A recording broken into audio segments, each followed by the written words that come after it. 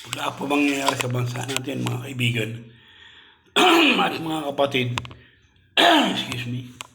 Kung patuloy tayo na didepende natin yung ating pag-asa sa tao sa ating presidente, patuloy lang tayo madidisappoint kung patuloy tayo na.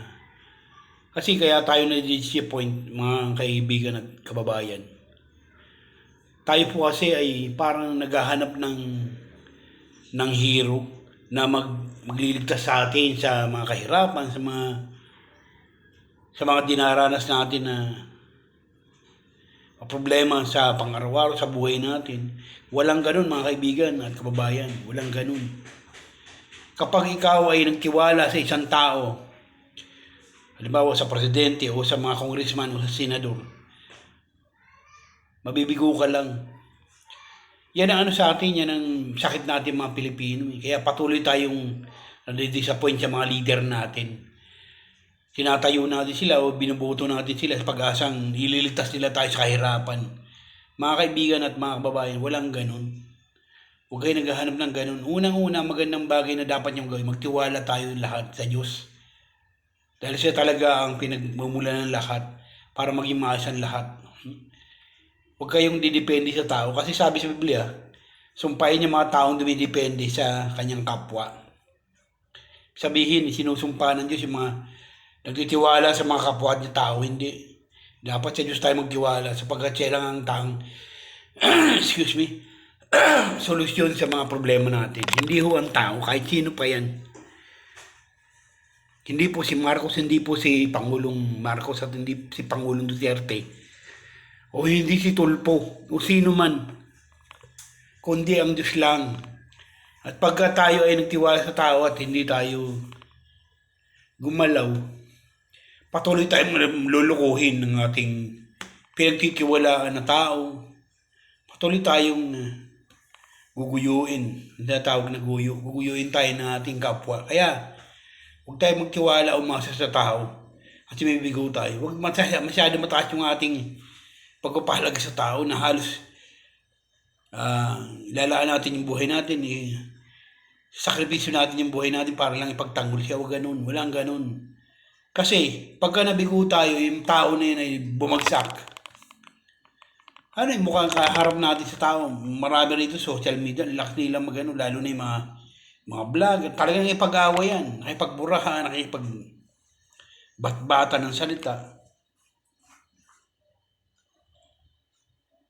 Yun. Paano kung yung mga inaasahan mong mali nga pala? Mali talaga sila. Anong gagawin mo? Anong mukhang ihaharap mo sa yung mga subscriber, lalo na dito sa YouTube? Anong mukhang ihaharap mo? Wala kang may ihaharap. Bakit? Kasi nga, pinagtanggol mo ng pinagtanggol ka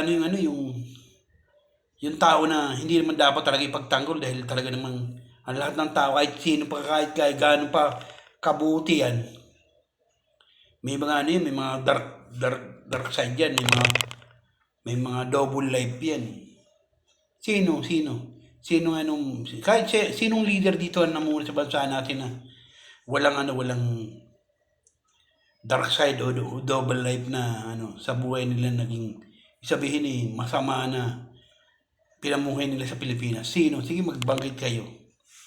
Sabihin nyo si dating Ferdinand Marcos, ay saludo ko diyan. Pero hindi nang hulugan na wala siyang flaw sa kanyang pamamahala. Meron kasi, may nagreklamo. Pagka may nagreklamo, ibig sabihin, meron siya nagawang mali.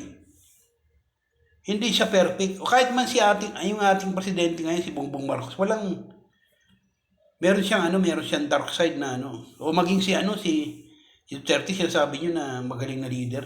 Meron mga dark side din yan. Kasi kung walang dark side yan, walang tao magreklamo sa kanya, walang magagalit. Perfect yan. Walang perfect na leader, walang perfect na presidente. Kahit sino pa sa kasaysayan ng Pilipinas o sa ibang bansa man. Ang Diyos lamang ang perfect. Pagka Diyos siya nanguna sa isang bansa, naayos ang bansa. Tingnan niyo yung Israel. Dahil nga bayan ng Diyos. Hindi matalo-talo sa labanan, no? Pagka sila ay bumabaksak, kinakatuloy ng Diyos, tinutulungan ng Diyos. Bakit? Kasi sila ay bayan ng Diyos. Nagtitiwala sila sa Diyos. Ang kinikilala nila ng Diyos, yung si Yahweh na lumikha sa kanila. Yun ang nila. Kaya, di sila. Alam mo, ang punto ko dito, mga kababayan, magtiwala tayo sa Diyos. Gawin natin siya. Siya yung maging hari, maging presidente ng buhay natin at ng Pilipinas. Huwag yung itiwala natin yung ating madidisappoint tayo. Mapahiya tayo. Pero pag ang Diyos siyang ginawa nating boss ng buhay natin at presidente ng Pilipinas, hindi ko sinasabing paupuin natin sa Malacanang, walang ganun. Hindi yun ang sinasabi ko. Ibig sabihin ko po ay siya yung asahan natin, huwag tayong magtiwala, umasa sa tao na halos pinatatanggol natin, nakipagmurahan tayo sa social media para na ipagtanggol yung ating pinakatatanging tao. Hindi tayo mapapanuto niya. Hindi tayo matutulungan yan. Sila lang tutulungan natin, pero tayo, hindi nila tayo matutulungan. Bakit? We are nobody. No? Ano lang tayo? Kailangan lang nila tayo pagkaputukan yung boto natin.